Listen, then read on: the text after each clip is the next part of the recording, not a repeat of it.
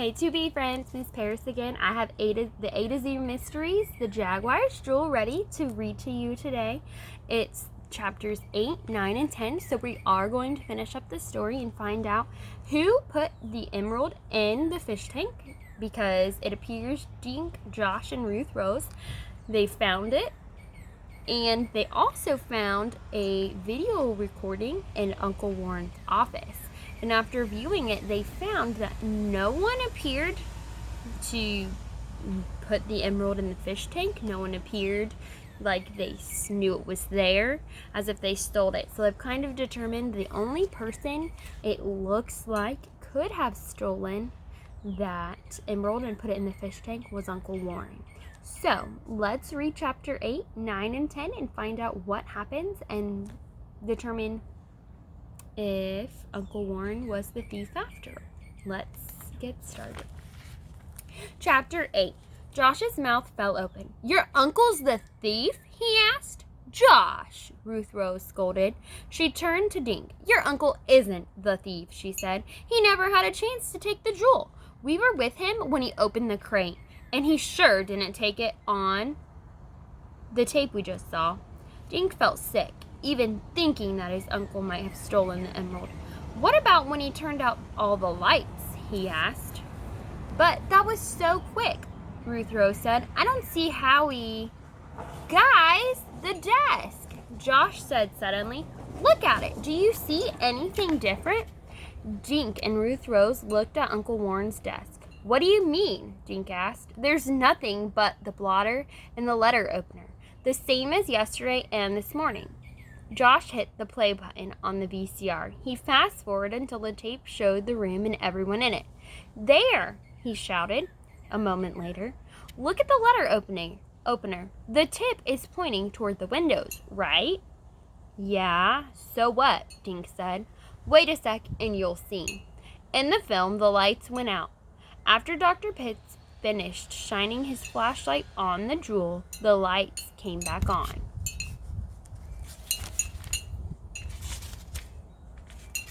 "Now look," Josh cried. "See, the letter opener is pointing away from the windows? It got turned around." "Why does it matter, Josh?" Ruth Rose asked. "I don't know," Josh said, "but someone picked up the letter opener while the lights were out, then put it down again." "Who was standing closest to it?" Dink asked, hitting stop and rewind. "I think Dr. Pitts was," Josh said. "He was standing right in front of the Jaguar. The letter opener was a few inches away." "But why would he want the letter opener in the dark?" Ruth Rose asked. Just then, they heard thumps outside the office door, like someone stomping on a carpet. "Who's that?" Ruth Rose whispered. Josh gulped. "Is the door locked?" "I don't think so," Dink whispered back. He swept a hand over the door switches. The room darkened except for the small light over the fish tank. "Look," Josh whispered.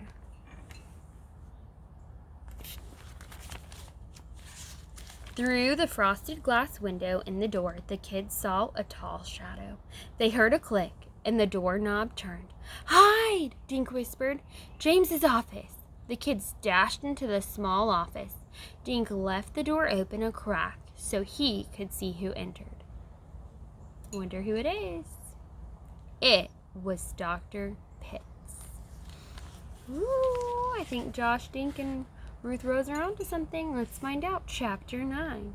Dr. Pitts stepped into the dark office. The kids watched him creep toward Uncle Warren's desk. Suddenly, he switched on his flashlight. Turning slowly, Dr. Pitts played the beam around the room. In James's office, Dink shrank back against the wall. He held his breath. Next to him, he could feel Josh and Ruth Rose trembling. Dink dared to peek out again. The flashlight was now lying on the desk. Its beam made a yellow circle on the fish tank. Dr. Pitts was crouched down, staring into the tank. Suddenly, he swore. Dink watched Dr. Pitts grab his flashlight and shine it wildly around the room. Dink froze and held his breath. When he peeked out again, Dr. Pitts was shining the flashlight beam at the floor near his feet. He bent over and touched something on the floor. Dink thought about the water Ruth Rose had dripped there. Dr. Pitts once more shone the flashlight's beam around the dark office. The light fell on James's door. The light fell on James's door. "Who's in there?" Dr. Pitts said. Dink closed his eyes. He felt his whole body grow cold. Ruth Rose let out a soft gasp. Then Dink heard footsteps. Dr. Pitts was coming toward their hiding spot. "We have to get out of here," Dink thought. He pressed himself against the wall, but suddenly the wall wasn't there. Dink felt a strong hand grab his arm. Another hand went over his mouth. Struggling, Dink felt himself being dragged backwards. "Don't speak," a hoarse voice whispered in his ears. "Come with me." Too frightened to resist, Dink let himself be led. He reached out for Josh and Ruth Rose, but felt nothing. Where were they? "Down here, quickly," the voice said. Dink felt stairs under his feet. As he stumbled down, he smelled something familiar. Sounds like they got that door open. I wonder who is trying to save them. At the bottom of the stairs, the door opened. Dink saw light. He smelled onions. He was in Yvonne's kitchen. Then Josh and Ruth Rose piled into him. Yvonne released his arm and slammed the door shut. This was the same narrow door Dink had seen her close before. "Come," Yvonne said, putting a finger to her lips. Yvonne rushed them toward the front of the restaurant. "The thief is still up there," she said. "I must lock the outside door. He will be trapped, no?" She hurried toward the exit, but Dr. Pitts was already racing past the restaurant's window. "He's gone," Yvonne wailed. "Now we will never catch him." "It's okay," Dink said, grinning. "I have a feeling we caught him on video." "Video?" Yvonne asked. "I do not understand." "My uncle has a hidden camera in the office," Dink explained. He looked at Josh and Ruth Rose. "I hit the rewind button before we had to hide, remember? I'll bet the tape rewound to the beginning and started recording again before Dr. Pitts came in. Not only that," Josh said, "his fingerprints should be on the letter opener." "Letter opener?" Yvonne asked, looking at the three kids. "I think I figured that out," Ruth Rose said. When the lights were turned off, he must have used the letter opener to pry the jewel out of the Jaguar's paws. Then he quickly switched in the fake and slipped the real jewel into the fish tank. "But what does it matter, this camera and these fingerprints," Yvonne said, "if he has the jewel?" "But he doesn't," Ruth Rose said. She opened her fist and showed the emerald to Yvonne. "It was in the fish tank, and I got it out before he did." "How lovely," Yvonne said, giving Ruth Rose a hug. "Now what?" Josh asked. Yvonne went for the wall phone. "Now we call the police," she said. Alrighty, chapter 10. Jean-Paul held up his water glass. "I propose a toast," he said. Uncle Warren and Yvonne raised their glasses. "To three brave and smart kids," Jean-Paul said, looking at Dink, Josh, and Ruth Rose. "Hear, hear," Uncle Warren said. "You put a crook behind bars and saved a priceless jewel from being stolen. It all started with your telling me to remember my cookie," Dink told his uncle. Dink's uncle smiled. "I knew if I gave you my key and reminded you not to trust what you saw, you'd figure it out." Ruth Rose's cookie said she'd find a treasure in an unexpected place, Josh said, and she did. "And Josh noticed that the letter opener had been moved," Ruth Rose said. "Yeah, and Dink found the video recorder behind the books," Josh said. Dink smiled at Yvonne. "And thank goodness you rescued us." "When I came to give you more cookies, you were gone," Yvonne said.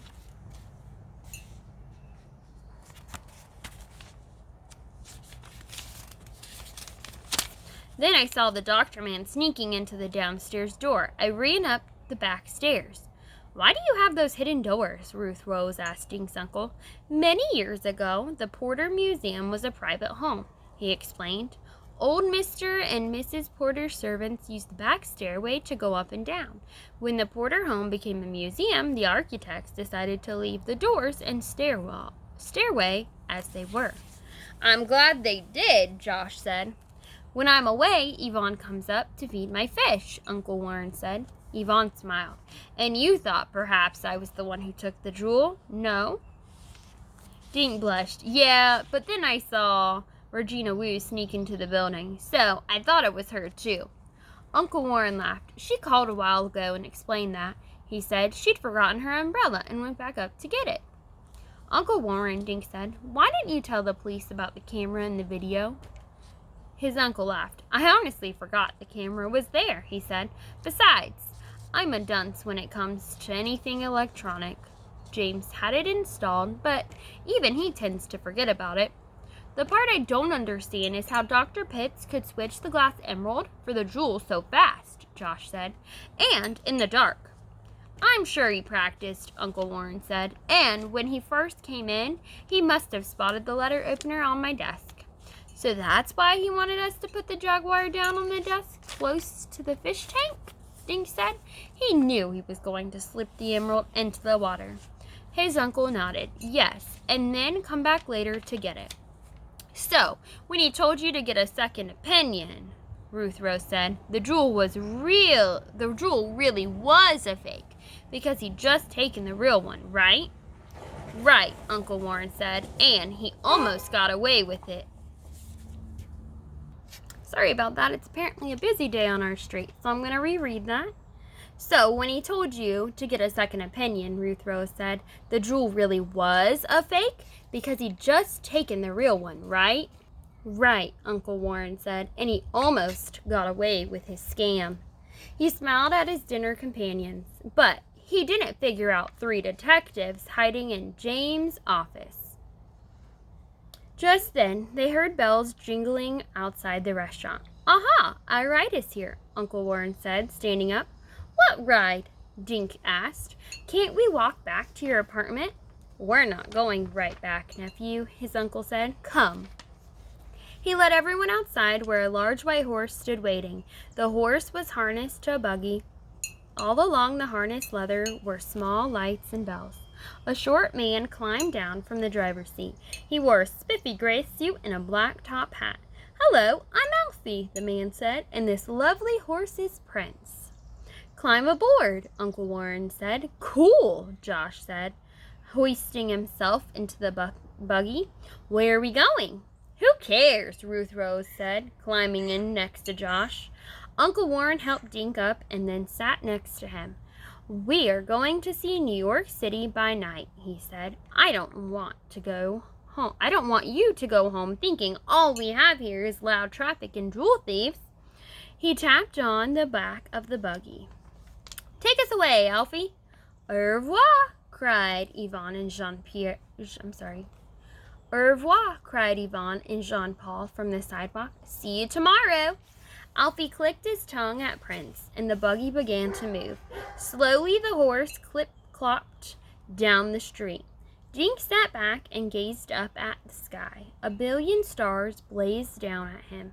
One star was larger than the others, and it looked green, like a jewel. The green star blinked, then disappeared. Dink laughed. What's funny? Josh asked. Dink shook his head. Nothing, he said. Just my eyes playing tricks on me. And here they are on their ride with Alfie and Prince. And that's the end of the story. So I hope you guys enjoyed A to Z Mysteries, the Jaguar's Jewel. Remember, if you're interested in A to Z Mysteries, Ron Roy has books for every letter of the alphabet, A all the way to Z. So this was the letter J.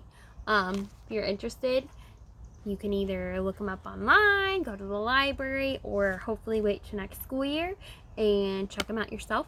Ron Roy also has some other books similar to A to Z Mysteries with calendar mysteries. So if you like mysteries, these might be a good series for you to check out. Hope you guys have a great rest of your day, and I'll see you later. Bye!